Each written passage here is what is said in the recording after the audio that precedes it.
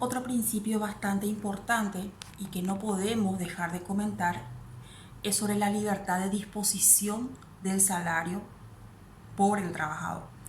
Esto implica que el empleador no podrá disponer del salario del trabajador. Y al respecto, el artículo 239 del Código Laboral nos dice que ningún empleador podrá limitar en forma alguna la libertad del trabajador para disponer de su salario. Ningún empleador, entonces, podrá limitar en forma alguna la libertad del trabajador para disponer de su salario. Esto también implica la prohibición de descuento y también nos habla en qué casos se pueden realizar esto, o sea, las excepciones. El empleador, entonces, por regla general, no podrá descontar del sueldo del trabajador ningún monto, salvo sentencia judicial por prestación de alimentos, por daños y extravíos de elementos del trabajo del empleador o daños a la propiedad del empleador. Pero ya sabemos, tanto la prestación de alimentos, estos daños, extravíos a los elementos del trabajador o daños a la propiedad deben constar en una sentencia judicial para que pueda ser descontada. No simplemente, ¿verdad?, por un sumario administrativo interno. También se puede descontar por aporte previsional, sabemos IPS u otro seguro privado en caso de que no se cuente con IPS, el aporte sindical, que puede ser también cooperativa, asociaciones, y por autorización expresa del trabajador. Al respecto nos explica mejor el artículo 240 del Código Laboral y nos dice que el empleador no podrá deducir, retener o compensar suma alguna que rebaje el importe de los salarios, sino por los siguientes conceptos: indemnización de pérdidas o daños en los equipos, instrumentos, productos, mercancías, maquinarias e instalaciones del empleador causados por culpa o dolo del trabajador y establecida en sentencia judicial. Ya sabemos que culpa es cuando se ha obrado por negligencia y dolo es cuando se ha realizado con intención de dañar estos equipos o maquinarias del empleador. También se puede deducir por anticipo de salario hecho por el empleador, que vamos a ver más adelante, por cuotas destinadas al seguro social obligatorio, también por pago de cuotas periódicas similares a cooperativas o mutualistas previa autorización escrita del trabajador. Ojo con esto, el trabajador debe autorizar en estos casos el descuento, y orden de autoridad competente para cubrir obligaciones legales del trabajador, que generalmente son embargos de sueldos, ¿verdad?, por créditos no cumplidos. Con respecto a estos descuentos, tienen un plazo de caducidad, de prescripción, y que es de 1 año. Prescribe al año la posibilidad de reclamo por los recargos salariales. Esto basado en el artículo 399 del Código Laboral, que nos dice que las acciones acordadas por este código o derivadas del contrato individual o colectivo de condiciones de trabajo prescribirán al año de haber nacido, con excepción de los casos previstos en los artículos siguientes.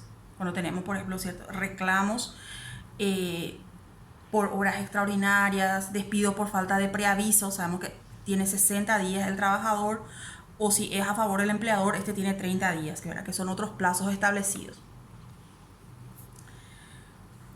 En la segunda parte vamos a hablar del aguinaldo, ¿verdad?, que ahora estábamos por percibir, ¿verdad?, se nos acerca diciembre y todos estamos esperando nuestro aguinaldo. ¿Y qué es el aguinaldo? Esa décimo tercer sueldo, ¿verdad?, como se le denomina.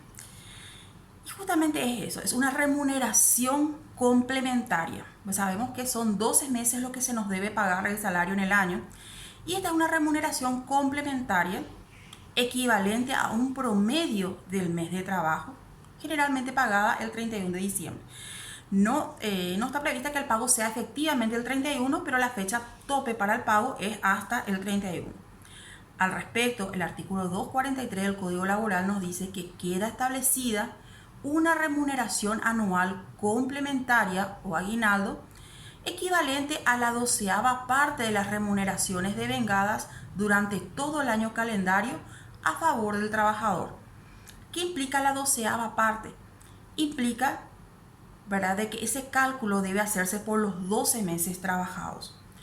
En todo concepto, salarios, horas extraordinarias, comisiones u otras, la que será abonada antes del 31 de diciembre o en el momento en que termine la relación laboral, si ello ocurre antes de esa época del año. Si es que la relación laboral termina antes del 31 de diciembre, debe calcularse proporcionalmente al tiempo trabajado.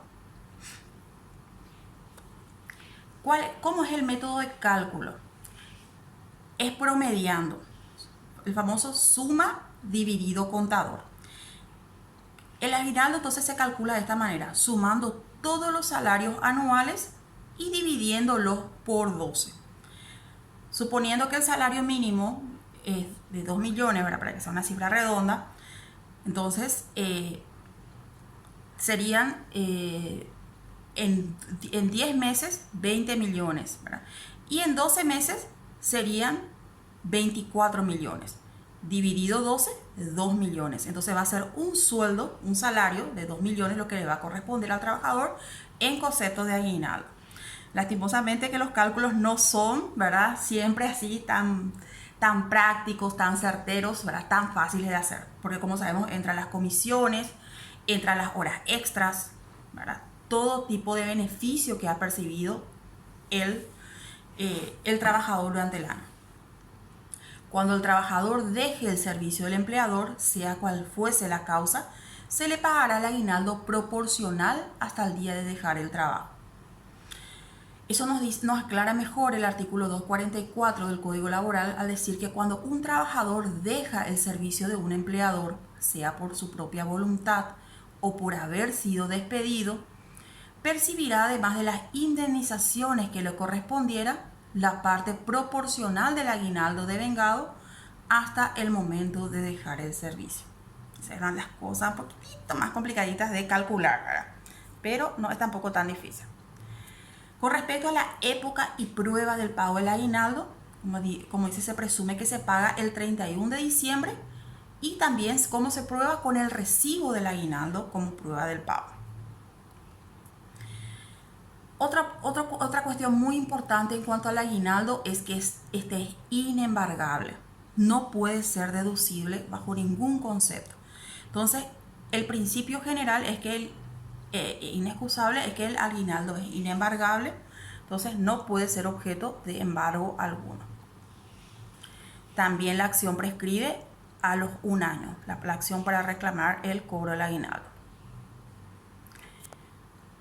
Otro derecho que tiene el trabajador es el del anticipo del salario, llamado anticipo de salarial, o también vale o retiro de dinero adelantado por parte del trabajador. Generalmente el trabajador dispone de este derecho, se haya consagrado por el Código Laboral, de realizar ese anticipo de salario, pero no puede superar más de el descuento realizado por el empleador por esos anticipos, no puede superar el 30% del salario. Nos dice que el empleador no podrá descontarle del salario más del 30% y en ningún caso se cobrará intereses. Otro principio es de la protección al salario frente a los acreedores del empleador. Y esto ya por el Código Civil también sabemos que son créditos privilegiados los créditos derivados del trabajo. ¿Verdad? Que ellos primero, en caso de quiebra, embargo, cesación de pago por parte del empresario, o en este caso del empleador, ellos son privilegiados para cobrar. Pero el Código Laboral, protegiendo mucho más a este trabajador, ¿verdad?, regula, digamos, de manera más tajante, diciéndonos que los trabajadores cuentan con una posición privilegiada ante los acreedores del empleador y se protege el valor de los sueldos de los últimos 6 meses adeudados ante cualquier embargo que recaiga sobre los bienes del empleador. Entonces el Código Laboral inclusive nos da un plazo de meses que pueden considerarse como privilegiados y que son los últimos 6 meses adeudados, que serán protegidos, ¿verdad?, considerados como sueldos del trabajador. Otra protección establecida en el artículo 245 del Código Laboral es con respecto al salario del trabajador frente a los acreedores, que como sabemos, generalmente se endeudan, ¿verdad?, por bienes, inmuebles, ¿verdad? Y entonces, ¿cuánto es lo que se puede o lo que la ley presume, ¿verdad?, que puede extraerse o puede descontarse? Y nos habla de 50% en caso de prestaciones de alimentos y embargos sucesivos. Sabemos que esto siempre debe ser por sentencia judicial. Entonces, 50% por prestación alimentaria y embargos sucesivos, que serían ya sumatorios. 40% por deudas de habitación o alimentos adquiridos y 25% en los demás casos. Nos dice el artículo 245 del Código Laboral que el salario podrá ser embargado dentro de las siguientes limitaciones: hasta en un 50% para el pago de pensiones alimenticias en la forma que establece la ley, hasta un 40% para pagar la habitación donde vive el trabajador o los artículos alimenticios que haya adquirido para su consumo, el de su esposa o compañera, concubina, familiares que vivan o dependan económicamente de él, y hasta el 25% en los demás casos. En ningún embargo acumulativo, en caso de embargo acumulativos, el monto de esto no podrá sobrepasar en ningún caso el 50% del salario básico percibido por el trabajador. Entonces, en principio por embargo sería el descuento del 25%, pero si tenemos embargos sucesivos no podrá superar entonces el 50%. Y hasta acá nuestro tema con respecto al salario y a los aguinaldos. Espero que haya sido útil, ¿verdad?, y productiva esta clase. Y espero las preguntas en el WhatsApp, ¿verdad?, que voy a estar contestando. Y también ya están cargados los materiales, las pruebas correspondientes a este módulo. Feliz resto de jornada.